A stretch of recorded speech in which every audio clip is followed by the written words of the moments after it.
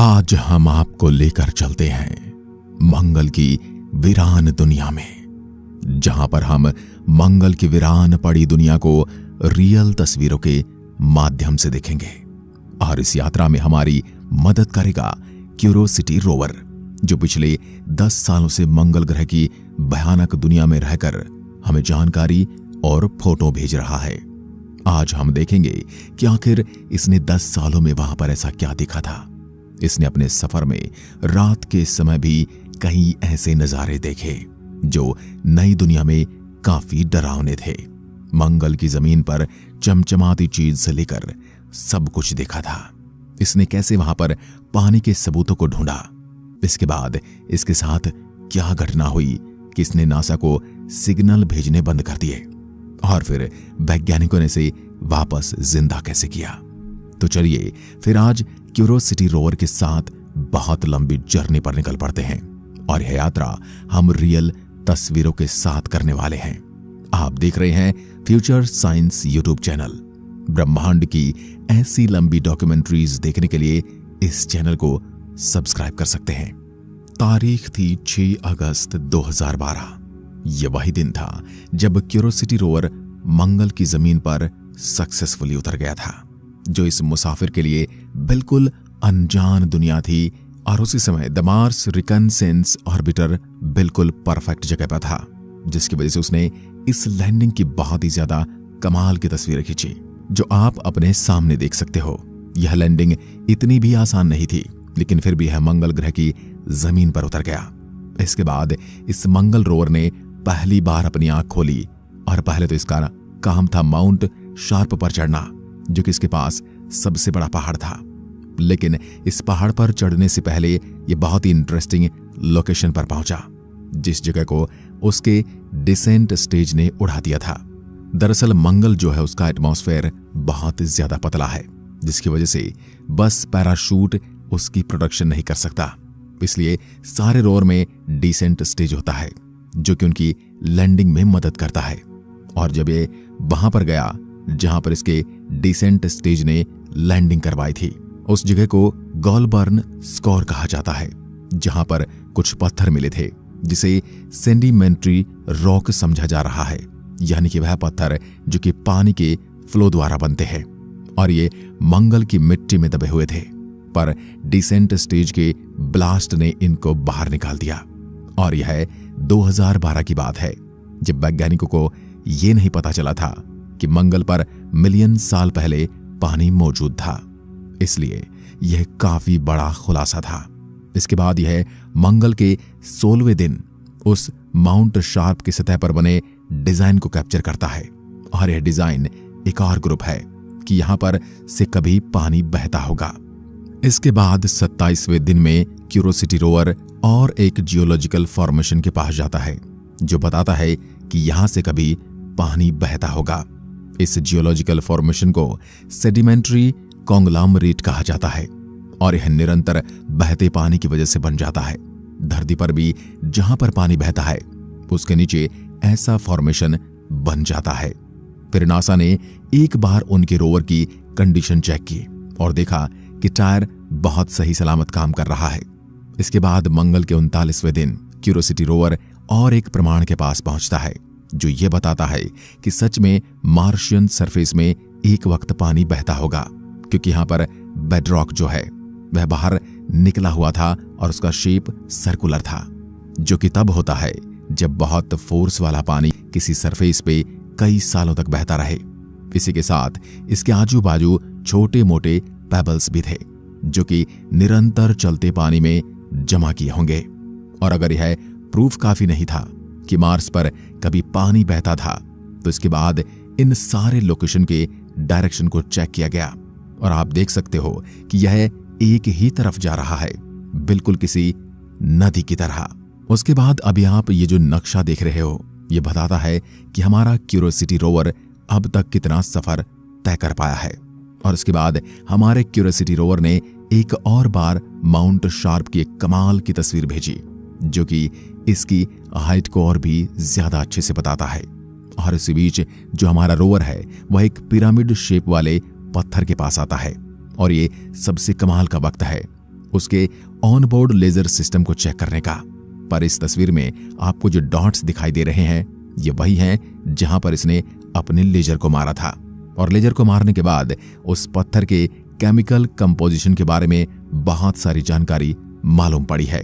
और ये ऐसी जानकारी थी जिसके बारे में आज से पहले वैज्ञानिकों को कुछ भी नहीं पता था। कमाल की बात तो ये है कि यह पत्थर का केमिकल कंपोजिशन धरती पर मिलने वाले पत्थर से काफी ज्यादा मेल खाता है। और धरती पर थोड़े दुर्लभ पत्थर होते हैं, इस पत्थर का कंपोजिशन बिल्कुल वैसा ही था। इसके बाद हमारा जो क्यूरियोसिटी रोवर है वह मिट्टी के सैंपल को चेक करता है। वह सबसे पहले मिट्टी का एक स्कूप लेता है और उसे अच्छे से हिलाता है, जैसे कि आपको इस वीडियो में दिख रहा होगा। ये इसलिए किया जाता है ताकि इसे सील करने में आसानी हो, और उसे बस थोड़ा सा फिल्टर करके सील कर दिया जाता है ताकि उसे आगे एग्जामिन किया जा सके। उतने में उसे एक चमकती प्लास्टिक जैसी चीज दिखाई देती है, जिसे ध्यान से देखने के बाद पता चलता है कि यह कुछ और नहीं बल्कि लैंडिंग के दौरान क्यूरियोसिटी रोवर में से ही निकला हुआ कोई प्लास्टिक का टुकड़ा होगा। यह टुकड़ा भी इस स्कूप में आने वाला था, इसलिए उस स्कूप को नहीं लिया गया, क्योंकि हो सकता है कि इस टुकड़े में कोई बैक्टीरिया हो जो कि अर्थ से आया हो, और यह हमारी क्यूरियोसिटी रोवर के अंदर के सिस्टम को खराब कर सकता है। इसके बाद रोवर ने अपना दूसरा स्कूप लिया और उसे थोड़े अच्छे से फिल्टर किया, और फिर इसे भी सील कर दिया गया ताकि इसे एग्जामिन कर सके। और फिर मिट्टी से फिर से कुछ चमकता हुआ दिखाई दे रहा था, लेकिन इस बार यह कुछ पत्थर की तरह था, बिल्कुल किसी छोटे मोती की तरह। और जब उसके पास थोड़ा और खोदा गया तो मिट्टी में से और भी ऐसे चमचमाते टुकड़े निकल रहे थे, जिससे ये बात साफ हो गई कि यह कोई ऐसी चीज नहीं है जो कि क्यूरियोसिटी रोवर के साथ मंगल पर आई हो, बल्कि है मार्स की ही मिट्टी का एक हिस्सा है। वैज्ञानिकों ने अनुमान लगाया कि यह सिलिकॉन का बना कांच जैसा कोई ऑब्जेक्ट होगा। इसके बाद क्यूरियोसिटी रोवर अपना तीसरा स्कूप लेता है और इसे अच्छे से फिल्टर किया जाता है और इसे भी सील कर दिया जाता है। इन सारी चीजों को एग्जामिन करने के बाद पता चलता है कि इस मिट्टी में पानी जैसी नमी भी मौजूद है, इसलिए मंगल पर ये जितना चमकीला लाल दिखता है उतना है नहीं, क्योंकि जब क्यूरियोसिटी रोवर ने मंगल के सरफेस के नीचे मिट्टी ली थी तो वह बाहर की मिट्टी से डार्क कलर की थी, बिल्कुल जैसी धरती पर होती है। इसके बाद जो क्यूरियोसिटी रोवर है वह इन सैंपल को हीट करता है और उसके बाद इसमें से सल्फर, कार्बन डाइऑक्साइड और ऑक्सीजन रिलीज होती है, जो कि नॉर्मली होना चाहिए। और इससे खुश होकर जो हमारा रोवर है वह थोड़ी देर के लिए ब्रेक लेता है और फिर एक कमाल का पैनोरामा फोटो भेजता है उस जगह का जहां पर वह खड़ा होकर सैंपल्स ले रहा था। और मंगल के 120वें दिन हमारा रोवर एक बहुत ही ज्यादा कमाल की जगह पर पहुंचता है, जिस जगह को शेलर नाम दिया गया है। और इस फोटो में देखकर आप समझ सकते हो कि जगह कितनी ज्यादा लेयर्ड है, यानी कि यहाँ पर मिट्टी और पत्थर की बहुत सारी परतें हैं जो कि बहुत ही बड़े पानी के बहते हुए सोर्स का प्रूफ देती हैं, खासकर शीप बेड लोकेलिटी, जहां पर ऐसी वाइन्स बनती हैं जो कि पानी के बहाव से ही बनती हैं। और इसके अंदर जो व्हाइट पाउडर जैसी चीज पड़ी है, वैज्ञानिकों का मानना है कि वह कैल्शियम सल्फेट है। फिर हमारा रोवर एक खुली जगह पर पहुंच जाता है जिसे येलो नाइफ बे नाम दिया गया है। यहां पर भी बहुत बड़े पत्थर मिले, जिसे एग्जामिन करने और सही से देखने के बाद पता चलता है कि यह ऐसे पत्थर हैं जिन पर मिनरल्स का प्रिसिपिटेशन हुआ होगा, जो कि पानी होने के ऊपर सीधा दावा करता है। दोस्तों, मंगल पर जो सबसे पहला रोवर गया था, मार्स पाथफाइंडर, उसमें बहुत ही ज्यादा कम फीचर्स थे। उसका बस एक ही काम था, वह था मार्स के रास्ते को ढूंढना और फिर आगे आने वाले किसी भी रोवर के लिए एक नक्शा तैयार करना और एक रास्ता बताना। इसलिए तभी उनके लिए इसकी लैंडिंग ही जंग जीतने के बराबर थी। लेकिन इसके बाद आने वाले सारे रोवर पर अलग अलग सिस्टम ऐड की गई, जैसे कि टेक्नोलॉजी आगे आगे बढ़ती गई है। वैसे ही 2011 में छोड़ा गया जो क्यूरियोसिटी रोवर था, उसमें एक ड्रिलिंग मशीन भी मौजूद है ताकि पत्थर को और जमीन को ड्रिल करके उसके अंदर से भी इंफॉर्मेशन निकाली जा सके। मॉडलिंग करने के लिए एक बहुत ही ज्यादा फ्लैट बेड रॉक को चुना गया था, जो कि जॉन क्लेन नाम के लोकेशन पर बना हुआ है। इसके बाद जैसे ही वो ड्रिलिंग करने जा रहा था, तब क्यूरियोसिटी रोवर को एक टूटा हुआ पत्थर का टुकड़ा मिला, जिसे टिनटिना नाम दिया गया।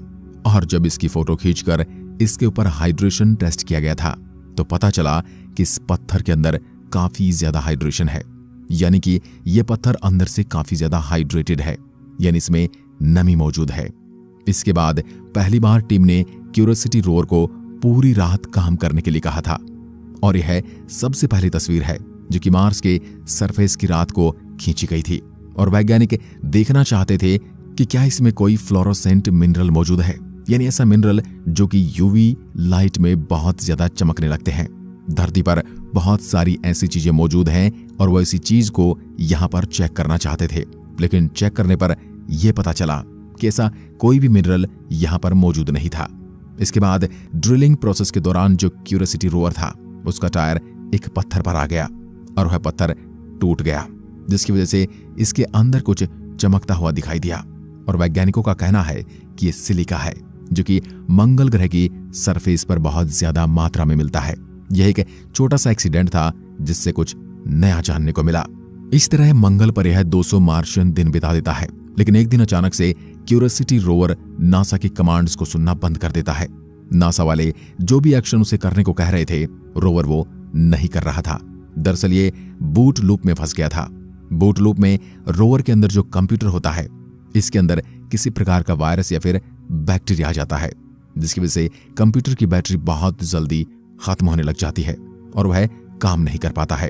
और ऐसी सिचुएशन के लिए मार्स रोवर के अंदर 2 कंप्यूटर होते हैं, जिसे पायलट और को पायलट कहा जाता है।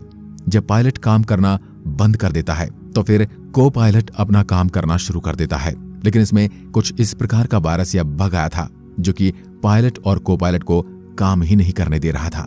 ऐसे में वैज्ञानिकों को डर था कि कहीं यह रेडियो सिग्नल्स को बंद न कर दे, क्योंकि ऐसा हुआ तो इसका कनेक्शन हमेशा के लिए टूट जाएगा। और फिर इन्होंने बहुत ही ज्यादा रिस्की मूव किया। इन्होंने पहले पायलट को बंद कर दिया, यानी कि मेन कंप्यूटर को बंद कर दिया, जिसके तुरंत बाद सेकंड कंप्यूटर को शुरू हो जाना चाहिए था। लेकिन 1 मिनट हो गया, कोई भी रिस्पांस नहीं आया। उसके बाद 4 मिनट हो गए, फिर भी कोई रिस्पांस नहीं आया था। इनको लगा कि अब इनका कनेक्शन इससे टूट जाएगा, पर कुछ ही देर में क्यूरियोसिटी रोवर ने सिग्नल का रिस्पांस दिया और अब को पायलट क्यूरियोसिटी रोवर को कंट्रोल कर रहा था। इसके बाद सब चीजों को एक बार फिर से चेक किया गया था ताकि कोई गड़बड़ी ना हो, और अब क्यूरियोसिटी रोवर राहत की सांस ले सकता था। इसके बाद उसने बहुत ही लंबा सफर तय किया और मंगल के 343वें दिन इसने ये फोटो भेजा। इन पहाड़ों को ट्विन करेंट्स नाम दिया गया। इसके बाद यह मुसाफिर गेल क्रेटर के सेंट्रल पीक की तरफ बढ़ रहा था। क्यूरियोसिटी रोवर में एक बहुत ही अच्छा सिस्टम है। यह अर्थ पर से कंट्रोल किए जाए बिना एक फिक्स किए गए राह पर कॉन्टिन्यूअसली चल सकता है, यानी कि अपने आप बिना किसी ऑर्डर के चल सकता है। अगर इसे कोई फिक्स रूप दे दिया जाए तो ऐसा सिस्टम बाकी रोवर्स में नहीं था। इसीलिए क्यूरियोसिटी रोवर काफी हाईटेक माना जाता था और इससे काफी टाइम भी बचता है। और आज भी जो क्यूरियोसिटी रोवर है वह अभी डब्ड डार्विन तक पहुंच चुका है। डार्विन के दक्षिण में कुछ आउटक्रॉप्स हैं जिसके बारे में वैज्ञानिक जानना चाहते हैं, और यहां पर खड़े होकर फिर से एक बार क्यूरियोसिटी रोवर ने अपना मुंह माउंट शार्प की तरफ मोड़ा है और इस विंटेज पॉइंट से उसे माउंट शार्प के बेस के बारे में और पास से जानने का मौका मिला है। माउंट शार्प का जो बेस है वहां पर कुछ इस तरीके के हिल्स मौजूद हैं जिन्हें पारंप हिल्स कहा जाता है, और वैज्ञानिक जल्द ही से भी जांचने वाले हैं।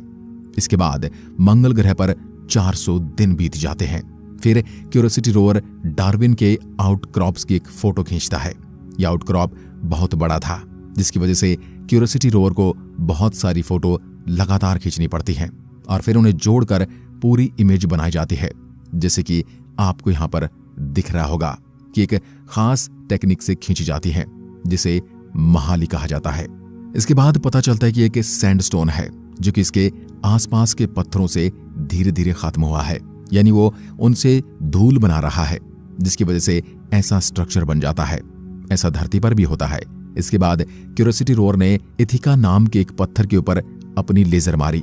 इसमें एक खास बात यह है कि क्यूरियोसिटी रोवर 1 लाख बार अपनी लेजर यूज कर चुका है और 1 लाख वाला नंबर इसी पत्थर का था। इस पर लेजर शूट करने के बाद पता चला कि कोई खास पत्थर नहीं है, ये भी एक नॉर्मल मार्शियन वॉल्केनिक रॉक है। क्यूरियोसिटी रोवर जैसे यहां से 4.8 किलोमीटर का सफर तय करता है तो उसके बाद क्यूरियोसिटी रोवर की हालत खराब होने लगती है। कई कंप्यूटर के ग्लिच आने लगते हैं और उसके बाद यह रोवर अपनी पावर खो देता है, यानी इसकी सारी बैटरियां डेड होने लगती हैं और हमारा क्यूरियोसिटी रोवर कुछ देर के लिए वहीं पर रुक जाता है।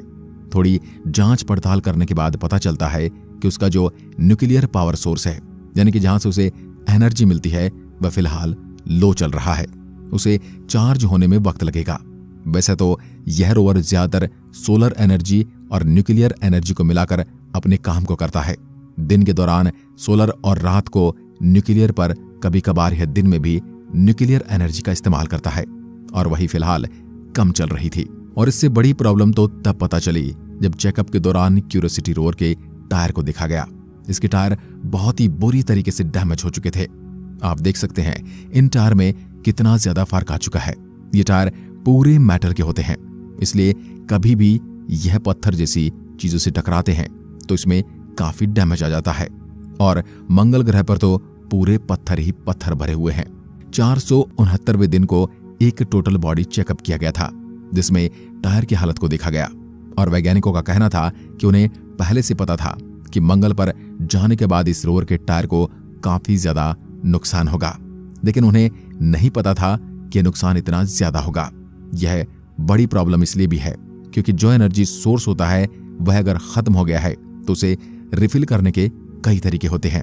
न्यूक्लियर पावर सोर्स और सोलर पावर सोर्स अपने आप थोड़े वक्त में चार्ज हो जाते हैं, लेकिन टायर को ठीक करने के लिए वहां पर किसी को जाना पड़ेगा, जो कि उस वक्त बिल्कुल इम्पॉसिबल सा था।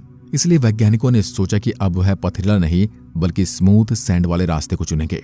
माउंट शार्प तक ऐसे जाने में काफी वक्त लगेगा, पर यह क्यूरियोसिटी रोवर के लिए ज्यादा महफूज होगा। 514वें दिन को क्यूरियोसिटी रोवर एक टारगेटेड एरिया के पास आता है जिसका नाम हैरिसन है।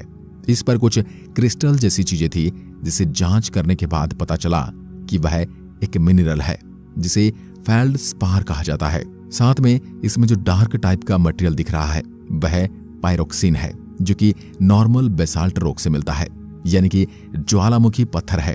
फिर 526वें दिन में क्यूरियोसिटी रोवर के सामने एक और मुसीबत आ जाती है। जैसे कि हमने आपको पहले बताया था कि इसके रास्ते को चेंज कर दिया गया है ताकि इसे डैमेज कम हो, और इसकी वजह से इसे स्मूथ सैंड में से गुजारा जा रहा था, जहां पहुंचने के लिए डिंगो गैप को पार करना पड़ता है, जो कि एक रेत का टीला है। और उसके बाद का रास्ता काफी स्मूथ है, लेकिन डर इस बात का है कि हो सकता है कि इसे पार करते वक्त क्यूरियोसिटी रोवर इस रेत के टीले में फंसे। और यह कुछ नया नहीं है। क्यूरियोसिटी रोवर से पहले स्पिरिट रोवर मार्स पर गया हुआ था, जो कि कुछ इस तरह मिट्टी में फंस गया और उसका काम तमाम हो गया। और इसलिए नासा के वैज्ञानिक बहुत ही ज्यादा सोच समझकर क्यूरियोसिटी रोवर के लिए रास्ता बना रहे हैं यहां से गुजरने के लिए। और जब वह रास्ता बना रहे थे तब एक रात हो गई थी और फिर क्यूरियोसिटी रोवर सितारों को देखने लगा। और जब उसने मार्शियन इवनिंग स्टार को देखा तो यह कुछ और नहीं बल्कि हमारा प्लेनेट अर्थ है। और अगर आप इसे ध्यान से देखोगे तो प्लेनेट अर्थ के साथ आपको हमारा मून भी देखने को मिल सकता है। आप देख सकते हो कि मंगल से हमारी पृथ्वी कैसी दिखाई देती है। वाकई अमेजिंग है।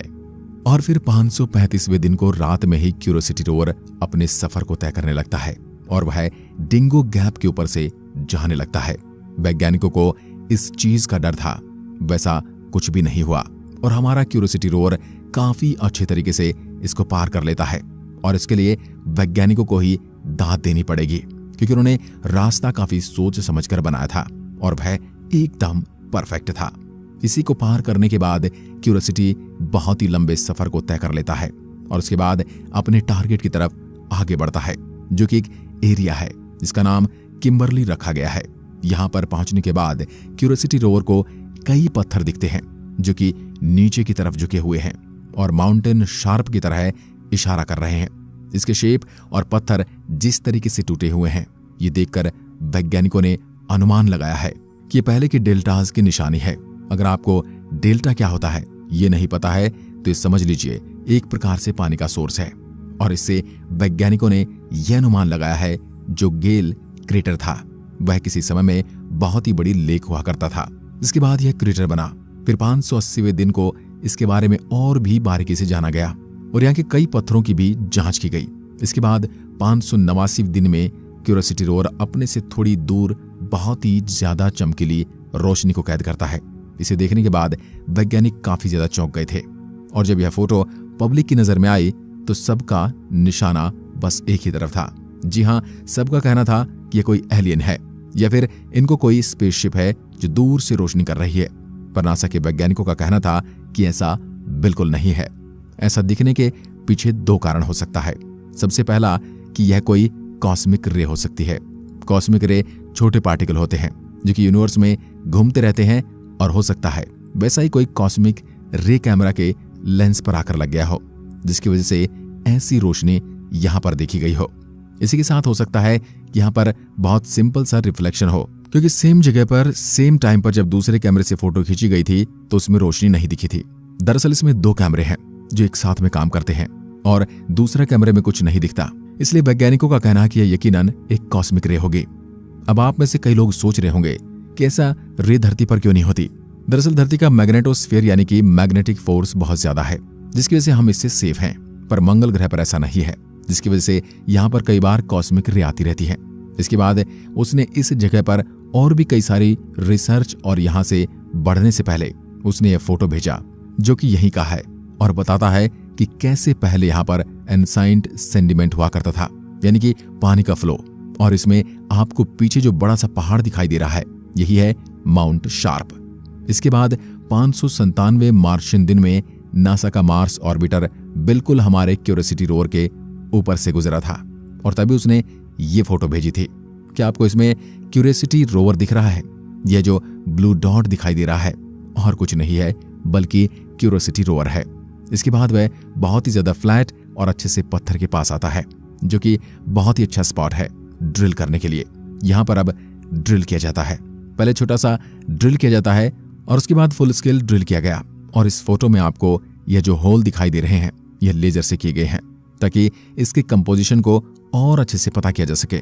और इसके बाद जो डेटा मिला है उसे यह पता चला है कि यहां से किसी टाइम में पानी फ्लो हुआ करता था।